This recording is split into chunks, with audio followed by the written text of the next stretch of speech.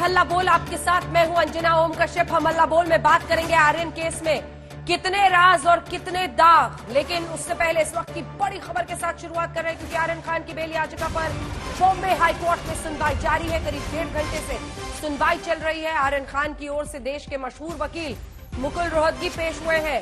आर्यन को बेल देने के लिए अपनी दलील रख रहे हैं। मुकुल रोहतगी ने दलील दी है कि आर्यन खान को क्रूज पर बतौर गेस्ट बुलाया गया था, उनके पास से कोई भी बरामदगी नहीं हुई है, ड्रग्स लेने की जांच के लिए कोई टेस्ट नहीं हुआ। ये ऐसी दलीलें हैं जिसके जवाब में एनसीबी की तरफ से आखिर क्या जवाब हो पाएगा। ड्रग्स लेने की जांच के लिए कोई टेस्ट नहीं हुआ, ये सबसे बड़ी बात साबित हो सकती है, क्योंकि अगर कंजम्पशन का यानी ड्रग्स लेने का आरोप है तो उसमें ऐसा मेडिकल टेस्ट जरूरी है। कोई भी व्हाट्सएप चैट क्रूज पार्टी से जुड़े नहीं है, पुराने चैट हैं। ये मुकुल रोहतगी आर्यन खान के वकील कोर्ट में कहते हुए।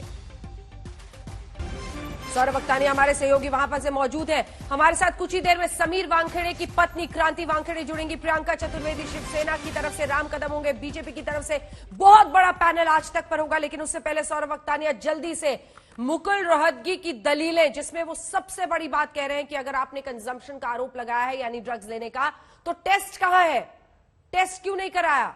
व्हाट्सएप चैट पर कह रहे हैं ये तो पुराने चैट है, इसका उस क्रूज पार्टी से कोई लेना देना नहीं है। इसके साथ ये भी कि बतौर गेस्ट बुलाए गए थे आर्यन, शाहरुख खान के बेटे। सौरभ, कितनी देर में मामला आगे बढ़ रहा है और इस वक्त क्या हो रहा है? बिल्कुल अंजना, जिस तरीके से आरोप आज लग रहे हैं कोर्ट में, ये एनसीबी की मुश्किलें और भी बढ़ा सकते हैं। क्योंकि एक और चीज आज कोर्ट में कही गई है, ये वो कि देखिए, जब एनसीबी ने आर्यन खान को पकड़ा तो ये कहा गया था कि अरबाज के पास से जो ड्रग्स मिले हैं वही आर्यन कंज्यूम करने वाले थे। लेकिन आज कोर्ट में ये कहा गया है कि अरबाज के पास से जो ड्रग्स मिले हैं वो प्लांटेड किए गए हैं। अगर उसे प्लांट किया गया था तो किसने प्लांट किए थे, ये सबसे बड़ा सवाल है। अब देखिए, 1.5 घंटे की दलीलें पूरी करने के बाद अब मुकुल रोहतगी अब बैठ चुके हैं। अब जो है दूसरे आरोपी अरबाज के जो लॉयर है अमित देसाई, वो अपनी आर्ग्यूमेंट्स पेश कर रहे हैं। वो उनका सबसे पहला सवाल यही है कि अगर आप बड़ी बड़ी बातें कर रहे हैं, कनेक्शन है, कॉन्स्पिरेसी है, तो कॉन्स्पिरेसी के तहत एक दूसरे के कनेक्शन के तहत ड्रग्स तो बताइए कि इतने बड़े कमर्शियल क्वांटिटी का ड्रग्स कहां पे है। कुछ ही ग्राम के ड्रग्स मिल रहे हैं और वो ड्रग्स भी प्लांटेड है। तो बहुत तरीके से एक के बाद अब आर्ग्यूमेंट्स आगे बढ़ रहे हैं। 1.5 घंटे की जो आर्ग्यूमेंट्स है वो मुकुल रोहतगी बोल चुके हैं। अब अमित देसाई अपनी जो आर्ग्यूमेंट्स है वो पेश कर रहे हैं, और इसके बाद मैं आपको बता दूं, मुनमुन धमेचा के जो लॉयर है वो अपनी आर्ग्यूमेंट्स पेश करेंगे। उसके बाद ही एनसीबी के जो लॉयर है एएसडी अनिल सिंह, वो अपनी दलीलें पेश करेंगे। ठीक है, धन्यवाद आपका सौरभ वक्तानी। नजर बनाए रखिए, हाईकोर्ट के बाहर से हमारे तमाम सहयोगी हमारे साथ जुड़ रहे हैं। समझिए पूरे मामले को, क्योंकि आज आरोपी चाहे वो आर्यन खान हो या फिर अरबाज मर्चेंट या फिर मधु धमेचा, सभी की तरफ से एक नया ऑफेंसिव लॉन्च किया गया है, और वो ये है कि जो ड्रग्स अरबाज मर्चेंट के पास से मिले भी, आर्यन खान के पास से कोई बरामदगी नहीं हुई, लेकिन जो अरबाज मर्चेंट के पास मिले भी, उनका यह आरोप है कि एनसीबी ने उसे प्लांट किया है, यानी गलत नियत वो साबित करने की फिराक में लगे हुए हैं। एनसीबी के लिए बड़ी मुश्किलें सामने आती हुई, चुनौती आएगी। किस तरह से बेल की हियरिंग आगे जाती है, हमारी नजर इस पर बनी रहेगी। लेकिन मामले में हर रोज एक नया मोड़ आ रहा है। किरण गोसावी लखनऊ में सरेंडर। किरण गोसावी कौन? वही शख्स जिसकी आर्यन खान के साथ सेल्फी खूब मशहूर हुई थी। सोशल मीडिया से लेकर हर मीडिया प्लेटफॉर्म पर आपने देखा उस तस्वीर को। गोसावी सेल्फी खिंचा रहा था, सवाल उठा कि कहां, एनसीबी दफ्तर में। वो कह रहा है एनसीबी दफ्तर में नहीं था, लेकिन बहुत बड़ा बवाल तो खैर मच गया है। अभी तक का उसका कोई अता पता नहीं चला है। मामले की जांच कर रहे एनसीबी के जोनल डायरेक्टर समीर वानखेड़े के खिलाफ नवाब मलिक ने नए आरोप लगाए हैं। मतलब ये कि गुत्थी सुलझने की बजाय उलझती जा रही है। जल्दी से हमारी ये रिपोर्ट देखिए, फिर चर्चा की शुरुआत करेंगे। समीर वानखेड़े की पत्नी भी हमारे साथ होंगी, तमाम पॉलिटिकल मेहमान भी जुड़ेंगे, लेकिन पहले ये रिपोर्ट।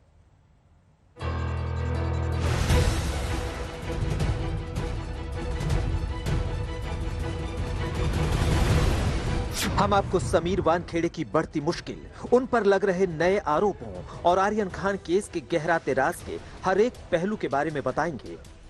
लेकिन सबसे पहले केस के कुछ अहम किरदारों से आपका परिचय कराते हैं। सबसे पहले आप एनसीबी के उस गवाह से मिलिए जिसने आर्यन के साथ सेल्फी ली। छापे वाली रात को एनसीबी दफ्तर में एक्शन में भी दिखा, लेकिन फिर फरार हो गया। एनसीबी की छापेमारी के तुरंत बाद के वीडियो में दिख रहा यह शख्स केपी गोसावी यानी किरण गोसावी। केपी गोसावी शाहरुख खान के बेटे आर्यन की फोन पर किसी से बात करा रहा है। एनसीबी ने गोसावी को पंच यानी गवाह बनाया, लेकिन दिलचस्प ये कि उसके बाद गोसावी फरार हो गया और अब कहता है कि उसे जान का खतरा है। मैं सामने 6 तारीख को ही जा रहा था, लेकिन मुझे वहां से भी काफी थ्रेटनिंग कॉल्स आए जब भी मैं पूना पहुंचा कि हम लोग अंदर भी तुझे रहने नहीं देंगे, और काफी कुछ बोला गया है जो मैं पुलिस के सामने ही बोल सकता हूँ। लेकिन अभी आज की मुसीबत ऐसी है कि मुझे सरेंडर करना बहुत जरूरी हो गया। अब केस के एक और अहम कैरेक्टर प्रभाकर सैल से मिली। गोसावी की फरारी पर बवाल मचा तो खुद को गोसावी का बॉडीगार्ड बताने वाले शख्स प्रभाकर सैल की एंट्री हुई। प्रभाकर ने पूरे केस में एक नया मोड़ ला दिया। उसने आरोप लगाए कि छापेमारी के बाद आर्यन खान की रिहाई की कीमत लगाई गई 25 करोड़ से बात शुरू होकर 18 करोड़ में फाइनल हुआ और 18 में से 8 करोड़ एनसीबी के जोनल डायरेक्टर समीर वानखेड़े को दिया जाना था। दिलचस्प ये कि प्रभाकर को भी एनसीबी ने गवाहों की लिस्ट में शुमार किया है। क्या बातचीत हो रही थी गाड़ी में? गाड़ी में इतना ही चल रहा था कि 25 का बॉन्ड डल, लास्ट 18 में फाइनल कर, 8 अपने को वानखेड़े को देना है, 10 अपने को बांट लेना है करके। अच्छा, 25 मतलब क्या? 25 लाख? कितना? 25 सीआर, 25 करोड़ रुपया। क्या 25 करोड़ का बॉम्ब डालो? क्या बोला उन्होंने? हाँ, बॉन्ड डाल, लास्ट 18 तक फाइनल कर, 8 वानखेड़े साहब को देना है, बाकी का हम लोग को रखना है। वानखेड़े साहब मतलब समीर वानखेड़े। अब केस के तीसरे किरदार के बारे में भी जान लीजिए। उसका नाम है सैम डिसूजा। सैम अभी तक सामने नहीं आया है। अब आप सोच रहे होंगे कि सैम है कौन? तो प्रभाकर सैल के मुताबिक सैम वो शख्स है जिससे गोसावी ने 25 करोड़ की बात की। मेरा इस डील से कुछ लेना देना नहीं था। जहां पर भी मैंने आज तक मेरा काम किया है, मैं सिर्फ सैलरी से मेरा लुकआउट है। आप क्या कर रहे हैं क्या नहीं, उससे मुझे मतलब नहीं है। मैं सिर्फ ये आपको बात बताना चाहता हूँ, जो सच है वो मैं सामने लाने की कोशिश कर रहा हूँ। और मैं जो भी अभी तक मैंने जितने भी स्टेटमेंट दिए, टाइम टू टाइम दिए, सब वो जो भी है, और आगे पुलिस जो इंक्वायरी करेंगी उसमें सब आपको पता चलेगा। मतलब ये कि प्रभाकर के मुताबिक केपी गोसावी पहले से सैम डिसूजा को जानता था, लेकिन केपी गोसावी का दावा है कि वो सैम को पहले से नहीं जानता था, बल्कि आर्यन ने सैम का नंबर देकर उसे फोन लगाने के लिए कहा था। यानी वीडियो में आर्यन जिस शख्स से बात कर रहा है वो सैम डिसूजा है। बहरहाल कहानी में कुछ तो लोचा जरूर है। केपी गोसावी अब भी गायब है। सैम डिसूजा का अब भी कोई अता पता नहीं है। प्रभाकर सैल ने अदालत में हलफनामा दाखिल कर रखा है और एनसीबी के जोनल डायरेक्टर समीर वानखेड़े की मुश्किलें बढ़ती जा रही हैं। डिपार्टमेंट ने उनके खिलाफ जांच बिठा दी है और समीर वानखेड़े को दिल्ली मुख्यालय में हाजिरी लगानी पड़ी है। उधर महाराष्ट्र के मंत्री नवाब मलिक समीर वानखेड़े पर हर रोज एक नए आरोप का बम गिरा रहे हैं। नवाब मलिक ने पहले समीर वानखेड़े की जाति और धर्म को लेकर सवाल खड़े किए और अब 26 मामलों में उगाही के आरोप लगा दिए। 26 मामले हैं, अलग अलग केसेस हैं, जिसमें किस तरह से एक निगरों को फंसाया गया है, किस तरह से किसको फंसाया गया है, फिल्म वाले मामले को भी चीज़ें उसमें रखी गई है। हमें लगता है ये सारा पत्र आप पढ़ लेंगे तो 26 मामलों का उसमें जो केसेस है उसका जिक्र है, जो पत्र में लिखा गया है।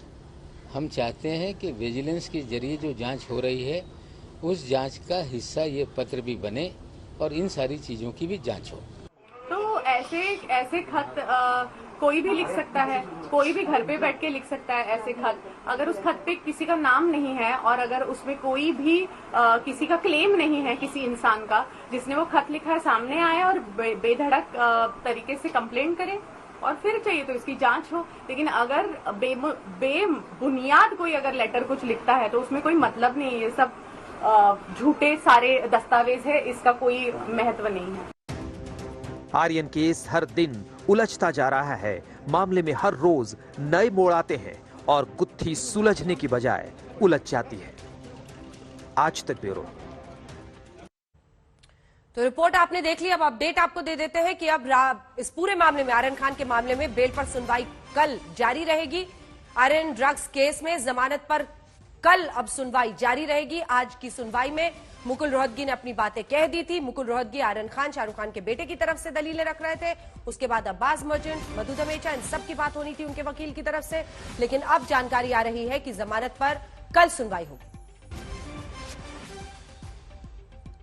अब देखिए, दलीलें तो वही है और ज्यादा से ज्यादा उसमें सिर्फ सेशंस कोर्ट के ऑर्डर को चैलेंज करके उसके बारे में बात किया हुआ है। आर्गुमेंट नहीं हो पा रही।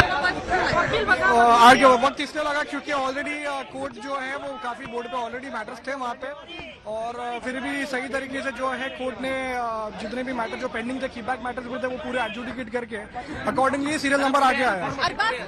अरबाज के पास तो ड्रग बरामद हुआ था, लेकिन आर्यन के पास नहीं हुआ था। लेकिन जो धाराएं हैं वो सेम लगाई गई है। इसको लेकर जज की तरफ से क्या कहा गया? बिल्कुल, अभी जज के हिसाब से कुछ कहा नहीं गया हुआ है क्योंकि अभी सिर्फ आर्ग्यूमेंट्स पेश हुई है। अभी इसके ऊपर जज का बोलना भी बाकी है।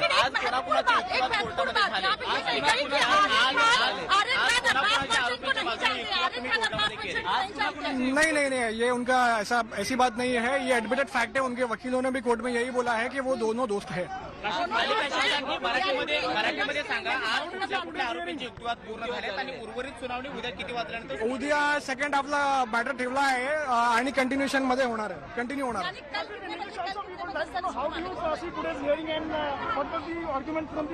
See, the arguments are done on the part of accused number 1 and accused number 2. Half arguments are done. The matter is further kept for hearing at tomorrow 2:30 p.m. कल बिल्कुल रखा गया है इसको। What was the basic line of argument according to you? See, the basic line of argument is simple that there is no part of conspiracy because if there... तो वहां मौजूद वकील जानकारी दे रहे थे आरोपी नंबर 1 और 2 की। आरोपी नंबर 1 की पूरी दलीलें, आरोपी नंबर 2 यानी अरबाज मर्चेंट की आधी दलीलें। अब आगे की सुनवाई कल होगी। कई खास मेहमान हमारे साथ जुड़ रहे हैं। सबसे पहले आपका परिचय उनसे करा दे। प्रियंका चतुर्वेदी, सांसद शिवसेना की, हमारे साथ जुड़ गई हैं। राम कदम, विधायक भारतीय जनता पार्टी के। अमन सिन्हा, वरिष्ठ वकील। आरके ओझा साहब, दिल्ली पुलिस के पूर्व अधिकारी। और इसी के साथ विद्या चौहान, हमारे साथ प्रवक्ता एनसीपी की, जुड़ गई हैं। आभा सिंह जी, वरिष्ठ वकील, हमारे साथ जुड़ गई हैं। कुनिका सदानंद, अभिनेत्री, हमारे साथ चर्चा में जुड़ गई हैं। इस वक्त क्रांति हमारे साथ क्रांति वानखेड़े, जो कि समीर वानखेड़े की पत्नी है, वो जुड़ रही हैं। क्रांति जी, मेरा पहला सवाल आपसे यही है। देखिए, एक तरफ सुनवाई चल रही है, लेकिन दूसरी तरफ जो आरोप लगे हैं उसके बाद खुद नारकोटिक्स कंट्रोल ब्यूरो ने विजिलेंस इंक्वायरी ऑर्डर कर दी है। क्या है इसका अर्थ? किस तरह से आप देखती हैं इसे, क्रांति जी? अगर वो कर रहे हैं विजिलेंस इंक्वायरी, बहुत अच्छी बात है। ये बहुत गुड न्यूज है। क्यों पता है? क्योंकि सच बाहर निकलने वाला है, और जब सच बाहर निकलेगा तब सबको पता चलेगा कि समीर वानखेड़े ईमानदार ऑफिसर है, ना उन्होंने कोई एक्सटॉर्शन किया है और ना ही वो कोई भी विजिलेंस से डरते हैं। तो जब ये विजिलेंस होगा बहुत अच्छा होगा, सच निकल के बाहर आएगा। कौन किसको कहां प्लांट कर रहा है, कौन किसी के दबाव में कौन सा स्टेटमेंट ले रहा है, कौन किसी को क्या कर रहा है, हर चीज निखर के बाहर निकलेगी। और समीर वानखेड़े भी वैसे ही निखर के बाहर निकलेंगे, क्योंकि वो सत्य बोल रहे हैं और सत्य की हमेशा जीत होती है। क्रांति जी, परिवार के लिए, क्योंकि आप भी सामने आ रही हैं, परिवार के लिए कई सारे आरोप अब परिवारों तक पहुंच रहे हैं। परिवार के लिए केस जो इस तरह से प्ले आउट हो रहा है, वो आप लोगों की आप बीती इस वक्त क्या है? बहुत मुश्किल है, बहुत मुश्किल है। रोज हमें थ्रेट्स आते रहते हैं, रोज हमें कहते हैं आपको लटकाया जाएगा, आपको यहाँ फंसाया जाएगा, आपके बारे में हम कुछ भी लिख देंगे सोशल मीडिया पे, आप आइए तो सही, आपके ऊपर एसिड फेंकेंगे। ये सारी धमकियां हमें आ रही हैं, जिसके हमने स्क्रीनशॉट निकाल के रखे हुए हैं अभी, जो मैं लोगों को बताना पसंद भी करूंगी। लेकिन मुझे ऐसा लगता है इसकी जांच होना बहुत जरूरी है, क्योंकि हमें ऐसा लगता है कि एक सोची समझी ये एक साजिश है, शायद एक पूरा एक सिस्टम काम कर रहा है इसके पीछे। क्योंकि ये सारी चीजें करने के लिए सोचिए आप, अगर 10 या 15 या 50 फेक अकाउंट रोज काम कर रहे हैं, तो इसका मतलब है कुछ एक 40-50 लोग या एटलीस्ट 20 लोग इसके पीछे काम कर रहे हैं, जिनको एक महीने की सैलरी आपको देनी पड़ेगी। इसका मतलब है ये एक प्रॉपर कोई फंडेड ऑपरेशन है। ऑपरेशन जैसे बोलते हैं ना, डिसमिस समीर वानखेड़े टाइप, ऐसा कोई एक ऑपरेशन चल रहा है कि उस आदमी को बाय हुक और बाय क्रुक उस कुर्सी से उन लोगों को हटाना ही है, ताकि वो अपना काम पूरा नहीं कर सके। क्रांति जी, कौन चला रहा है? कुछ बड़े बड़े नाम बाहर निकले, पता नहीं किसके क्या रिलेशंस बाहर निकले। डिसमिस समीर वानखेड़े जो आप कह रही हैं, सिस्टम किसका है, कौन चला रहा है इसे?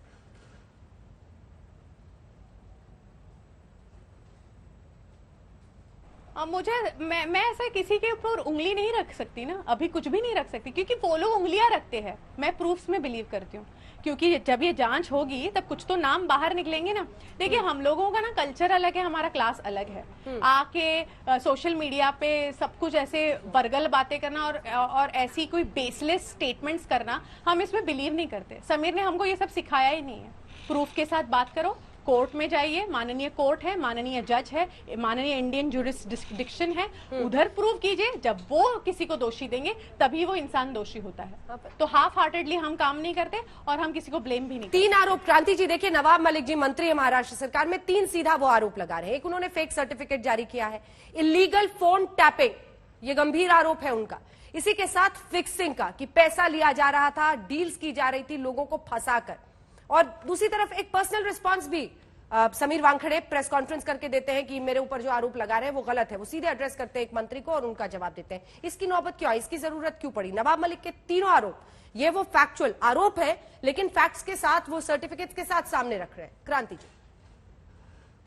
जी मेरा यही कहना है कि जो भी आरोप किए हैं, जो पहले तो कास्ट सर्टिफिकेट के बारे में बोला गया, तो ये रोज उठ के एक फर्जी कोई सर्टिफिकेट पेश करते हैं जिसका आके हम खंडन करके हम ओरिजिनल बता देते हैं। तो उधर ही वो पता चल जाता है कि कौन एक्चुअली में फर्जीवाड़ा कर रहा है और कौन एक्चुअली में झूठे झूठे आरोप लगा के उनको फंसाने की कोशिश कर रहा है। सेकेंडली रहा सवाल एक्सटॉर्शन का, तो एक्सटॉर्शन के दाग इसके पहले क्यों नहीं लगे समीर वानखेड़े पे? क्यों पहले उनको मेडल मिलते रहे, क्यों?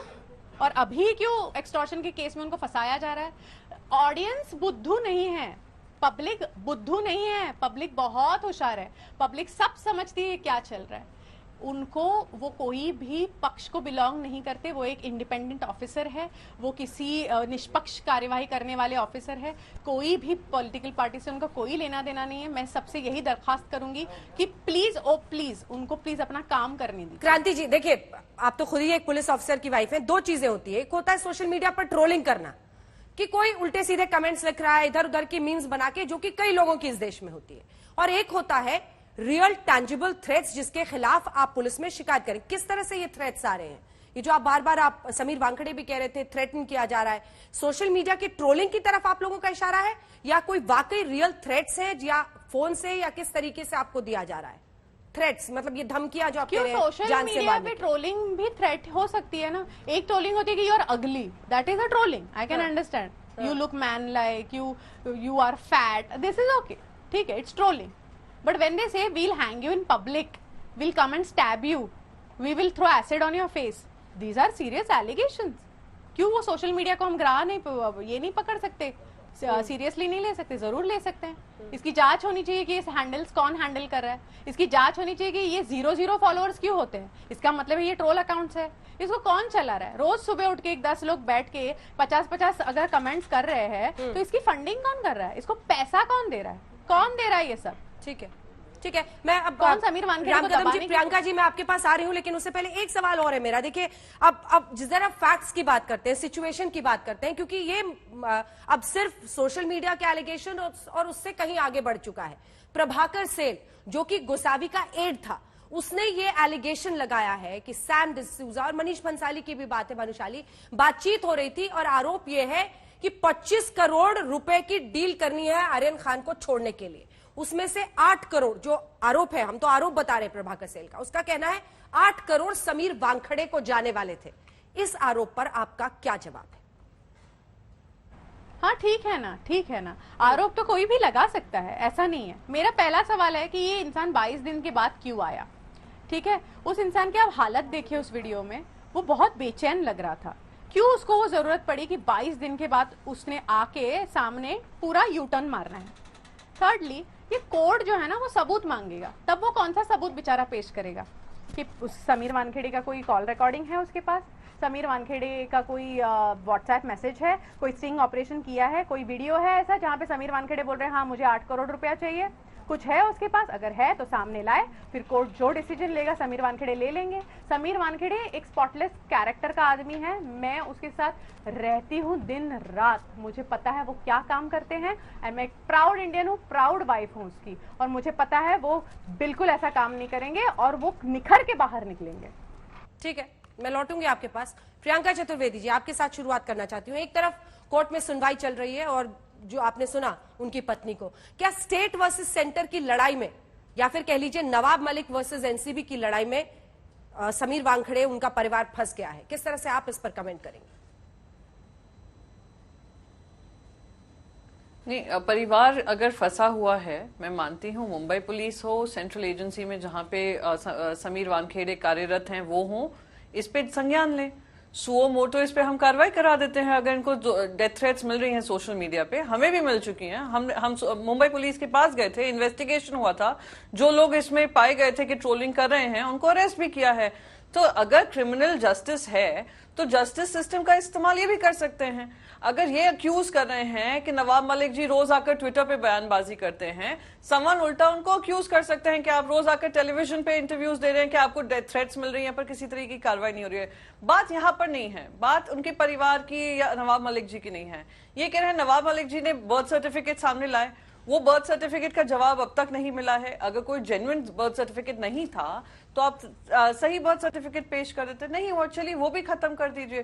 फिर आज 26 मामलों का नामों के साथ बात हुई है।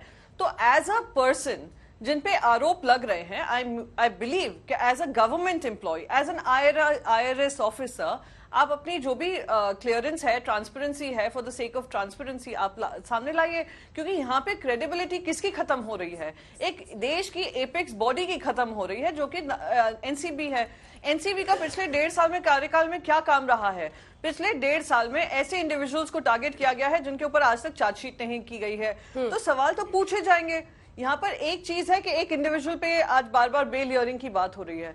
हम बात करें for larger picture, the future of NCB. अगर यहाँ पे एक सामने एक प्राइम विटनेस आए हैं, एक लेटर आया है, इनको विसल ब्लोअर कहते हैं, इनको अपने नाम देने की जरूरत नहीं होती है। क्या विसल ब्लोअर्स देश में कम हो गए हैं? क्या विसल ब्लोअर्स के आधार पे इन्वेस्टिगेशन नहीं हुए हैं? क्या 2014 में पूरा एंटी करप्शन जो मूवमेंट चला था वो विसल ब्लोअर्स के आधार पे नहीं चला था? तो ये कोई नई चीज नहीं है कि कोई विसल ब्लोअर लिख रहा है और उसी की अगर कार्रवाई होना जरूरी है। अगर किसी तरीके का महाराष्ट्र सरकार के पास बार बार ये दलील आ रही है कि यहाँ पे कुछ गलत हो रहा है, तो क्या हमारी जिम्मेदारी नहीं बनेगी उसको उजागर करें? ठीक है, तो बार बार ये आरोप लगाना कि हम पे थ्रेट्स आ रहे हैं, ये आ रहे हैं, that is irrelevant. And if it is a problem, they should be going to the proper channels. ठीक है, that is how it should be done. हाँ, ये इसीलिए मैं सवाल future of NCB. Yasmeen Wankhede भी हमारे साथ जुड़ गई है, प्रियंका जी, ठीक करेगा या इंडिविजुअल्स को हैरेस करेगा? यास्मीन वानखेड़े भी हमारे साथ जुड़ गई हैं, जो कि बहन है समीर वानखेड़े की। यास्मीन जी, बर्थ सर्टिफिकेट से लेकर जो एलिगेशंस है पैसे का 8 करोड़ का, और उसमें भी अगर कोई विटनेस जो उस केस में है, महत्वपूर्ण लोग सामने आकर बातें करते हैं, एलिगेशन लगाते हैं, तो उसकी जांच तो होनी चाहिए, ये कहना है प्रियंका जी का। क्या गलत है इसमें? और विजिलेंस इंक्वायरी तो अब खुद एनसीबी ने, नारकोटिक्स कंट्रोल ब्यूरो ने ऑर्डर कर दिया है समीर वानखेड़े पर। जी यास्मीन जी। एग्जैक्ट, जो एजेंसी है जो एजेंसी है, the important prominent agencies and have appointed the proper right channel. तो we welcome the vigilance agencies, और उनकी जांच की जाए, संविधान के हिसाब से चला जाए। एंड जो भी है, it is the honourable court and the honourable जज who is going to decide what lies upon the faith of honesty. मुझे ऐसा लगता है कि उसके हिसाब से, संविधान के हिसाब से हमें चलना चाहिए। और अगर एविडेंसेस है तो उन्हें पेश की जाए। इलेक्ट्रॉनिक एविडेंसेस होते हैं, there are lot of evidences that has to be proved. अगर किसी ने हवा में बातें की हैं तो हमारा संविधान is very correct to know that कि आप हवा में बातें नहीं कर सकते हो, आप ट्वीट नहीं कर सकते हो, एविडेंसेस ट्विटर पे नहीं होते। जो जिनके जो भी ऐसे बोलते हैं कि दे हैव एविडेंसेस, सामने आए। As a lawyer, I'm saying let us listen to them and let the court decide upon the judiciary. It's up to judiciary. So उसमें तो कोई वो नहीं है। We welcome the authorities, we welcome the vigilant and we welcome everything against us. लेकिन यास्मीन जी देखिए, जो issues वो रेज कर रही हैं वो ये है, एक कि खुद ट्वीट तो समीर वानखेड़े भी कर रहे थे ना, सत्यमेव जयते, जब सेशंस कोर्ट से बेल उनका रिजेक्ट हो गया था। तो ट्विटर पर तो अब सभी सोशल मीडिया पर आ रहे हैं। अब ये कहना कि वहां पर हमें थ्रेट्स मिल रहे हैं, अगर कुछ टैंजिबल ऐसा थ्रेट है तो उसके खिलाफ सही रास्ता अपनाना होगा। वो कह रही है समीर वानखेड़े ने बहनों का फोटो ट्वीट किया था। जी बोले। मैंने उनका नहीं सुना है। I have attended low, I was in my work मेरे पास नवाब जी जैसा टाइम नहीं है और उनके जितने पैसे नहीं है मेरे पास, और मैं इतनी फ्री नहीं हूं कि मैं प्रेस और मीडिया के साथ में कॉन्ट्रैक्ट कर सकूं और उनके साथ में मैं बैठ के बातें कर सकूं। लेकिन मैं एक बात बताना चाहूंगी कि मैंने आपकी पहले की कन्वर्सेशन नहीं सुनी है। और दूसरी बात यह है कि समीर जी ने सत्यमेव विजयते ट्वीट किया था, ना ही कि किसी की बहन और बहनों को ट्रोल किया गया था, उनके फोटोज लगाए गए थे ट्वीट पे, और एक लॉयर को, आप एक संविधान के इंसान को लेडी डॉन नहीं बोला गया था। सो सत्यमेव विजयते बोला गया था। और किसी भी वानखेड़े फैमिली ने अपने स्तर से जाकर, अपनी स्तर से नीचे जाकर बात की है फैमिली के बारे में, ना ही किसी ने उनकी फैमिली के ऊपर एक हाथ भी उठाया। So we have not stoop down below the level and spoken. That is our upbringing. किसी के बहनों और बेटियों को हमने ट्वीट नहीं किया है। परिवार को क्यों टारगेट किया जा रहा है प्रियंका जी? ये आपके पास एविडेंसेस है तो आप आइए ट्विटर पे। आपने बोल दिया एक्सटॉर्शन कर रही थी मालदीव से, आपने बोल दिया मैं हॉलिडे पे दुबई गई थी। आपको जांच पर आपकी there is a protocol level, आपको जांच करनी चाहिए। एक औरत के ऊपर इल्जाम लगाने से बेटर, एक लॉयर के ऊपर इल्जाम लगाने से बेटर आपको बोलना चाहिए। तो ये शी इज अ लॉयर। हाँ प्रियंका जी, वो लॉयर। अंजना जी, आपने मुझसे सवाल पूछा है, मैं जवाब दे सकती हूँ? प्लीज दीजिए। देखिए, मैं यहाँ पर तू मैं करने तो आई नहीं हूँ। मैं एक गवर्नमेंट एम्प्लॉय की बात कर रही हूँ। Government employ is answerable to this nation. Government employ if he is forging documents, he is answerable to the nation. NCB जो नारकोटिक्स ब्यूरो है, इंडिया की एजेंसी है, एपेक्स बॉडी है नार्को टेररिज्म को लेकर। पिछले 1 साल से जिस तरीके से काम चल रहे हैं, खास करके मुंबई में हाई प्रोफाइल केसेस को लेकर, हमने एक में भी चार्जशीट नहीं देखी है। तो इट बिकम्स इम्पोर्टेंट कि हम फ्यूचर ऑफ नारकोटिक्स ब्यूरो क्या होगा। How can you claim that? How can you claim that? Please go back. जो ऑन लोन 6 महीने के लिए, sorry please ma'am, I did not interfere when you were celebrities पे नहीं, बहुत जगह पर हुए हैं। प्रियंका जी पूरी करें, मैं आपसे फौरन जवाब दूंगी। फौरन जवाब I do not think you have I do not think you are giving this false is how debates are conducted. Since you don't have too much time, then you must have the patience to listen. Your information नहीं, आपके पास समय नहीं है, आप बहुत व्यस्त औरत हैं। आप प्लीज दूसरों को सुन लीजिए। ठीक है, आप उसको काउंटर कीजिएगा, आप बताइएगा जो आपको लगता है सही है, वो पूरी कर ले। What is incorrect? फौरन आ रही। If it is incorrect, none of y'all have challenged it. None of y'all have challenged it at any court of law. So at this point in time, I will go with what is shown as evidence. Hindi में whatever is incorrect, जो भी गलत होगा can be challenged in the court of law. जैसे आपके लिए judiciary है, सबके लिए जुडिशरी है, हम सबके लिए जुडिशरी है। दूसरी बात मैं कहूंगी definitely we will do that कि अगर कोई डॉक्यूमेंट्स गलत हैं तो उन डॉक्यूमेंट्स को आप चैलेंज कर लीजिए। डॉक्यूमेंट्स चैलेंज कर लीजिए। आप बार बार मुझसे फाइट करने की बजाय अगर आप सही प्लेटफॉर्म पे फाइट करेंगे, टीवी पे फाइट करने से बेटर सही प्लेटफॉर्म पे फाइट करेंगे, सही है। मैं तो बस जो सामने दिख रहा है उस पर कुछ सवाल या निशान उठ रहे हैं। मैं तो कंडक्ट की बात कर रही हूँ, आप कंडक्ट को देख लीजिए। 1.5 साल से सेलिब्रिटीज को बुलाया गया है क्वेश्चनिंग के लिए, क्या चार्जशीट का नतीजा हुआ है। 1.5 साल से जब वो पूरा सुशांत सिंह राजपूत का मामला चल रहा था, सुप्रीम कोर्ट की फटकार इन्हीं को लगी थी, क्या हमें लगी थी? सुप्रीम कोर्ट की फटकार किसको लगी थी? उन लोगों को लगी थी जो व्हाट्सएप चैट के आधार पे उनको जेल में डाल रहे थे, उन्हीं को लगी थी ना। उनके पास क्या तथ्य थे? आप तथ्य कर रही हैं, उनके पास क्या तथ्य थे? तथ्य व्हाट्सएप चैट थे। अब रही बात तीसरी कि हमारे परिवार को टारगेट किया जा रहा है। आप 1-1.5 साल से आप अपना ये कंडक्ट अगर एनसीबी को देखेंगे, एनसीबी को लेकर देखेंगे, इंडिविजुअल्स को टारगेट किया जा रहा है, उनकी सोर्स बेस्ड इंफॉर्मेशन लीक करी जा रही है। आज तक का चैनल हो या इंडिया टुडे हो, बार बार व्हाट्सएप चैट रिवील कराइए। कहां से आ रही है ये इन्फॉर्मेशन? कहां से आ रही है ये इन्फॉर्मेशन? तो ये सारी बात जो है ये सेकेंडरी है। प्राइमरी प्रॉब्लम हियर इज कि क्या एनसीबी का दुरुपयोग हो रहा है, और अगर दुरुपयोग हो रहा है और विजिलेंस कमेटी बैठी है तो उसको they have to get to the bottom of the matter. ठीक है, that is a simple thing. जवाब दीजिए जी। Yasmin, exactly. I am welcoming as an individual person, as a sister, आपसे रिक्वेस्ट है अगर आप प्लीज हिंदी में बोलें। as a person of the constitution, मैं वेलकम जी मैं वेलकम करती हूँ, मैं स्वागत करती हूँ। संविधान की इंसान होते हुए, एक लॉयर होते हुए, एक बहन होते हुए, एक नागरिक होते हुए मैं वेलकम करती हूँ एजेंसी का, विजिलेंस एजेंसीज का, और मेरी तरफ उनकी खुले हाथों से स्वागत है। बिकॉज हम सच्चाई के प्रति है और मुझे पता है सत्य में विजयते ही होता है। दूसरी बात, मैं ये मैडम को प्रेफर कर उनकी बातों को पर रेफर करके बोलूंगी कि पिछले 1.5 साल से जो आप एनसीबी की कंडक्ट के बारे में बात कर रही हैं, तो मैं उनके थोड़े एविडेंस जो उनके फैक्ट्स हैं उनको करेक्ट करना चाहूंगी। ये सिर्फ सेलिब्रिटी को टारगेट नहीं किया जा रहा है, यहाँ पर there were gangsters pertaining to very severe gangs Dongri जैसे इलाकों में, जो एक मुंबई में बहुत ही फेमस इलाका है जहां पर एक गैंग्स ऑफ मेंबर्स जैसे रहते हैं, वहां पर किया गया है, जहां पर हमले हुए हैं लगातार। There were areas where normal things were conducted on a normal person, और जिसके उम्र कम से लेकर ज्यादा से है। सो बेसिकली मैं बोलना चाहती हूँ कि एक गरीब को भी टारगेट किया जा रहा है, एक सेलिब्रिटी को भी टारगेट किया जा रहा है। बस गलती ये हो गई कि देखा नहीं जा रहा था कि ये गरीब को है या एक अमीर को है या सेलिब्रिटी है या नहीं है। आपको एनसीबी के एक प्रोमिनेंट एजेंसी है, उसके हमें क्वेश्चन नहीं कर सकते हैं उसके ऊपर, लेकिन मैं सिर्फ ये मैडम को बोलना चाहूंगी कि मैडम ये एक सेलिब्रिटी टारगेटेड नहीं है। आप जाके देखिए, पार्लियामेंट को आप जाके क्वेश्चन कर सकते हैं, उनकी सरकारों को कर सकते हैं, आप विपक्ष को बहुत कर सारे सकते हैं, एवरी पूरा एरिया में आपको, या you just told me this is not a debate, you just did not tell me that it is a debate. Madam you told me it's not a debate, so I am not, are you cutting now, you are cutting my words, you let me speak, can you let me speak, सवाल किए जा सकते हैं। मैं platform पे जाके उनसे बात करूं, पूरा कर लीजिए, कर लेने दीजिए, फिर आप पे जाके आपसे बात करूं, मैं आपसे क्यों डिबेट करूं? Why should I debate to you? Who are you? Who are you? Why should I debate? Why should I debate with you?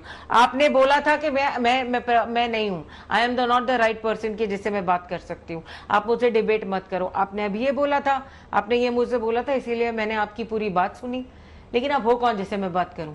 आप एक एजेंसी हो, आप प्रूफ लाइए, मैं एविडेंस बराबर कोर्ट में दूंगी, मैं एविडेंसेस आपको वहां पर दूंगी, और जो भी मेरे खिलाफ या मेरे भाई के खिलाफ या एजेंसी के खिलाफ जो भी बोलेंगे उनको सही माध्यम के थ्रू मैं जवाब दूंगी। आपने सही बिल्कुल कहा था, Twitter is not the place. वो दूसरे मंत्रियों को भी पता होना चाहिए जो हर सुबह में रोज, मियाँ तो आप बात कर लीजिए, मुझे बात करनी दीजिए, तो आप बात करना, आपको बात कीजिए, मैं सुनूंगी फिर से। आप अगर यहाँ पर मुझे बोल रही हैं तो मिस्टर नवाब मलिक को भी बोलिए कि हर एक सुबह रोज ट्वीट करना बंद कर दो।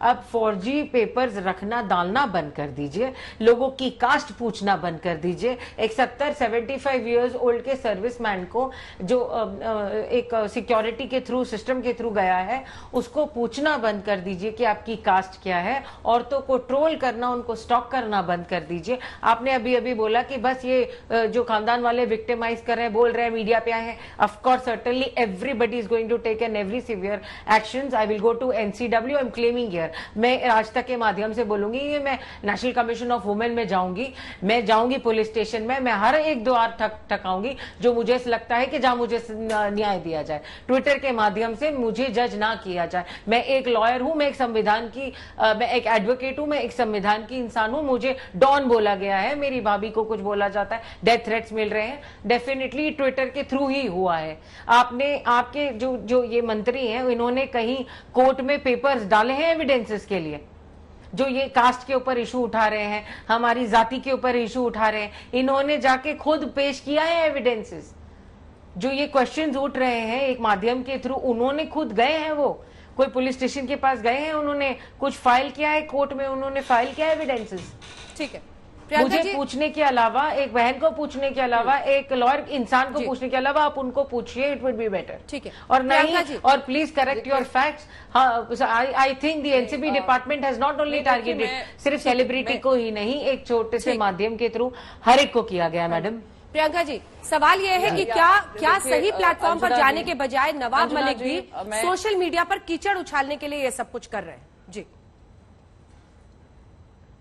जी, आई थिंक अंजना जी, एक सही माध्यम, एक बात बताइए, आप एक प्रवक्ता हैं, एक स्पोक्स पर्सन है, वो उसको पता नहीं है कौन सा प्लेटफॉर्म सही होगा। Yasmin ji, I may be a nobody for you, I may be a nobody for you. एक प्रवक्ता है वो, उनको पता होना चाहिए, उनकी पोस्ट बहुत बड़ी है, उनको एक बहुत बड़ी पोस्ट पे बिठाया गया है, उनको पता होना चाहिए किस माध्यम के थ्रू, कैसे प्रोटोकॉल लेवल पे किसी को भी आप बोल सकते हो, आप दुबई गए थे, आपने पैसे खाए, एक घिनौना वर्ड यूज कर सकते हो एक औरत के लिए कि आपने एक्सटॉर्शन किया, आपने खंड खंडन ही की। ये माध्यम के थ्रू, हमें ट्विटर के थ्रू ये बोला जा रहा है, बिना हमारे पासपोर्ट चेक किए ये इल्जाम लगाया जा रहा है कि भाई बहन साथ में गए थे, दोनों यहाँ पर वसूली का काम कर रहे हैं, खंडन नहीं कर रहे हैं। आप मेरे 70 साल के पिता के ऊपर ये बोल रहे हो कि फर्जीबाज है, बोगस इंसान है। ये किस माध्यम के थ्रू जा रहा है? कोर्ट के माध्यम के थ्रू जा रहा है मैडम? नहीं ना, ये जा रहा है ट्विटर के माध्यम पर। जवाब सुनते हैं प्रियंका जी। आई विल, देखिए ऐसा है, यास्मीन जी के लिए तो हम कुछ भी नहीं है। वो एक महत्वपूर्ण महिला हैं, एडवोकेट हैं, विमेन्स एक्टिविस्ट हैं, उनको अपने सारे लॉज, नियम, कानून सब पता है, तो इसलिए मैं उनसे ज्यादा बहस नहीं करना चाहूंगी। हम लोग we are nobody in this system, but I am somebody, I am an Indian citizen first, and as an Indian citizen मैं मानती हूँ कि हमारा एनसीबी हो, सीबीआई हो, आईटी हो, ईडी हो, हमारा सरकार हो, हमारा विपक्ष हो, सारे चुने हुए नेता हो, वो एमपी हो, एमएलए हो या एमएलसी हो या वो कॉर्पोरेटर लेवल पे हो, सबकी अकाउंटेबिलिटी बनती है, कोई भी लॉ के अबाव नहीं है। पहली बात। रही बात मंत्री जी क्या कर रहे हैं, मंत्री जी क्यों कर रहे हैं, अगर वो कहीं गलत कर रहे हैं तो आप उनका जवाब, आपके पास सारे माध्यम, क्योंकि आप बहुत ज्ञानी हैं, आपके पास सारे क्योंकि ज्ञानों की आप देवी हैं, आपके पास सारे माध्यम ओपन हैं, उनकी तरह नहीं कि मैं ट्वीट करूंगी, वो माध्यम के। रही बात यास्मीन जी, रही पूरी बात तीसरी, मैं तीसरी बात कहना चाहूंगी, रही बात क्या क्या सबूत पेश हुए हैं, उन्हीं सबूतों के आधार पे हमें पता चला कि गोसावी जी वहां पे थे, बाकायदा रेड से पहले भी थे, रेड के बाद भी थे, और प्राइम विटनेस वही कोरॉबरेट कर रहा है जो इंफॉर्मेशन सामने आई है। दूसरी बात मैं कहूंगी, ये जो 26 लोगों की बात आई है, वो खुद नवाब मलिक जी ने एक लेटर लिखा है कि एनसीबी को इस पे इन्वेस्टिगेशन करना चाहिए, तो आप इन्वेस्टिगेशन होने दीजिए।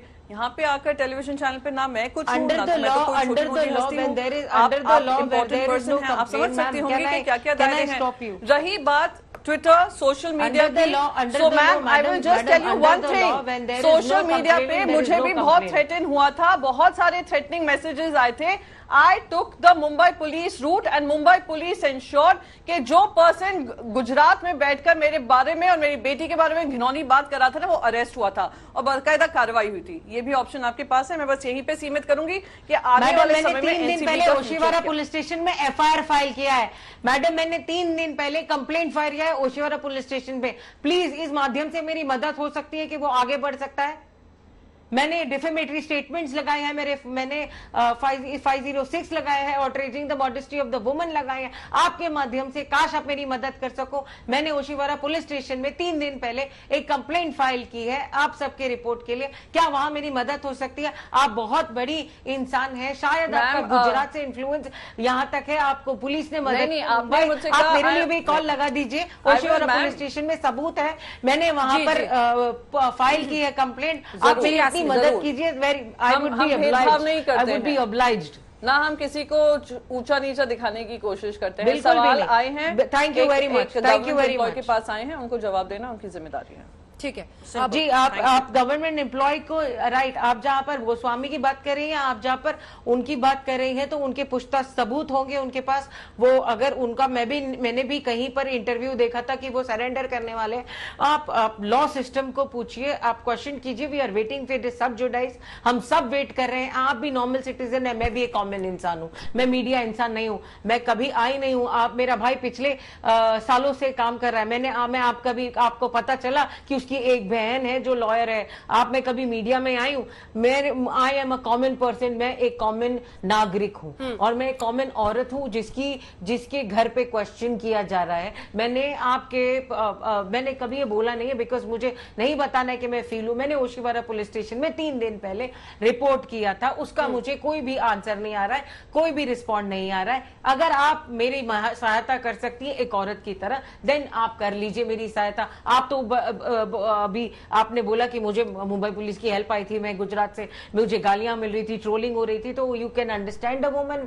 आप मेरी भाभी की भी तकलीफ जान सकती है, उनके ऊपर तो एसिड अटैक, खून को तुझे लटका देना चाहिए, वो सब आ रहे हैं। मैं मेरा चलिए ठीक है, मैं तो लॉयर हूं, मैं तो लड़ने के लिए बनी हूं, लेकिन मेरे डैडी है उन 75 ईयर्स ओल्ड के, तो उनके ऊपर मैंने ओशिवारा पुलिस स्टेशन में, मेरी स्टेटमेंट सुन लीजिए, मैंने ओशिवारा पुलिस स्टेशन में 3 दिन पहले रिपोर्ट दर्ज करवाई है और उसके ऊपर से अभी तक कोई एक्शन मेरे तरफ से आया नहीं। मैंने एनसीडब्ल्यू में भी कंप्लेंट मेरी दर्ज करवाई है, वहां से आई होप कि मुझे एक दिन में मेल आ जाए। चलिए, उम्मीद करते हैं कि जो पुलिस अधिकारी देख रहे हैं उनको भी समझ में आए, और जिस तरह की सोशल मीडिया पर ट्रोलिंग होती है, हमारे साथ क्रांति जी लगातार बनी हुई है, आप दोनों बने रहिए हमारे साथ। एक सवाल है आपसे, क्योंकि आपने भी कहा एक सिस्टम है, एक पीआर एजेंसी है, जानबूझ के ट्रोलिंग हो रही है, ऐसे अकाउंट्स है जिनसे सब टूट पड़ रहे हैं। क्या स्टेट, डायरेक्ट सवाल आपसे पूछती हूँ क्रांति जी, क्या स्टेट वर्सेस सेंटर की लड़ाई में फंस गए हैं समीर वानखेड़े? देखिए, इस बात पे कमेंट करने के लिए मैं बहुत छोटी व्यक्ति हूँ, लेकिन मैं सिर्फ इतना कहना चाहूंगी कि समीर वानखेड़े के इन्वेस्टिगेशन में ना कोई दबाव आता है, ना कोई दबाव वो लेते हैं। वो जो ऑनेस्टली जो चीज कोई जो डिजर्व करता है वो ही करते हैं। तो इसके बीच में कि कोई भी पॉलिटिकल पार्टी आके उन पे कोई प्रेशर डाले, ऐसा कभी होता ही नहीं है, और आई एम श्योर वो ऐसा होने नहीं देंगे। वो एक निष्पक्ष आदमी है, निष्पक्ष ऑफिसर है, वो ऑनेस्टी से अपना इन्वेस्टिगेशन करते हैं। तो कोई भी पॉलिटिकल पार्टी को इस मसले से जोड़ना ये गलत हो जाएगा, और मुझे ऐसा लगता है कि हर कोई एज एन इंडियन उन्हें अपना काम करने दे। लेकिन नवाब मलिक महाराष्ट्र सरकार के मंत्री हैं, वो ये आरोप लगा रहे हैं, उनकी क्या नहीं, गलत मुझे ऐसा नियत हो लगता है सकती कि ये गवर्नमेंट रिलेटेड ऐसा भी नहीं हो सकता। मुझे ऐसा नहीं लगता है। मुझे ऐसा लगता है कि वो शायद उनका एक पर्सनल गेम हो, कुछ पर्सनली वो कुछ चाहते हैं कि इंसान को पनिशमेंट मिले। Why drag Maharashtra government into it? I don't want to drag Maharashtra government in it. Today I am secure in my house. आज मेरे घर में मैं सिक्योर्ड हूँ क्योंकि मैं महाराष्ट्र गवर्नमेंट में बिलीव करती हूँ, मैं सेंट्रल गवर्नमेंट में भी बिलीव करती हूँ, मैं पूरे भारतवर्ष में बिलीव करती हूँ। तो एक इंसान अगर गलत है, इसका मतलब पूरा गवर्नमेंट गलत नहीं हो जाता, सेंटर का नहीं और स्टेट का भी नहीं। मैं तो ऐसा बोलती हूँ, वो एक इंसान अगर कुछ कर रहा है तो उसको लेने दो ना उसका प्राइवेट वेंडेटा। मुझे नहीं लगता किसी भी पार्टी को इसके बीच में जस्ट बिकॉज कोई एक वेंडेटा ले रहा है तो उसमें भी आ जाना चाहिए। तो वो नहीं भी आएंगे, और मेरा उस पर पूरा विश्वास है जब सत्य बाहर निकलेगा तो वो जरूर हमारी साइड लेंगे। माँ, बेटी, बेटे का नाम, उसका धर्म आ गया। आर्यन खान, इस पर भी बहस हुई कि आर्यन खान को टारगेट किया जा रहा है क्योंकि वो मुस्लिम है। उसके बाद धर्म एक एक करके सबका निकाल रहा है। जो बर्थ सर्टिफिकेट भी नवाब मलिक साहब ने ट्वीट किया, धर्म की भी एंट्री इसमें हो गई। इन सारी चीजों से एक चीज बहुत अच्छी क्लियर हो गई। एक चीज ये क्लियर हो गई कि समीर की माता जो थी वो मुस्लिम थी, पिता हिंदू है। कितना ब्यूटीफुल रिलेशनशिप है ये। दो धर्म एक साथ आते हैं, एक बंदे पे इतने अच्छे संस्कार करते हैं कि जब वो सुधारने भी जाता है लोगों को तो वो मदरसों में भी लेक्चर देता है, मंदिरों में भी देता है, चर्च में भी लेक्चर देता है। वो एक सेक्युलर फैमिली से आता है। ये इससे खूबसूरत बात और क्या हो सकती है। दूसरी चीज, अगर उसके रिलीजन और उसकी कास्ट का देखें तो हमें खुश होना चाहिए कि एक छोटी और निचली जाति का आदमी जो हम जिधर बिलोंग करते हैं वो इतनी तरक्की कर रहा है, तो उसको ट्रोल क्यों किया जा रहा है? क्यों? क्योंकि वो छोटी जात से बिलीव करता है। और इससे शर्मनाक बात नहीं हो सकती कि आज की डेट में at this century we are talking about caste system in India, जब हमने पूरी कोशिश की है उसे इरेडिकेट करने की, और इससे शर्मनाक बात कोई नहीं हो सकती। मुझे ऐसा लगता है कि समीर का गौरव करना चाहिए कि वो ऐसी कास्ट से बिलीव करता है और इतनी ऊपर तक गया है। सबने मिलकर उसके लिए तालियां बजानी चाहिए। And I am a proud wife and I want to thank you for having me on your show. Thank you so much. Thank you. आप सभी का बहुत धन्यवाद हमारे साथ जुड़ने के लिए।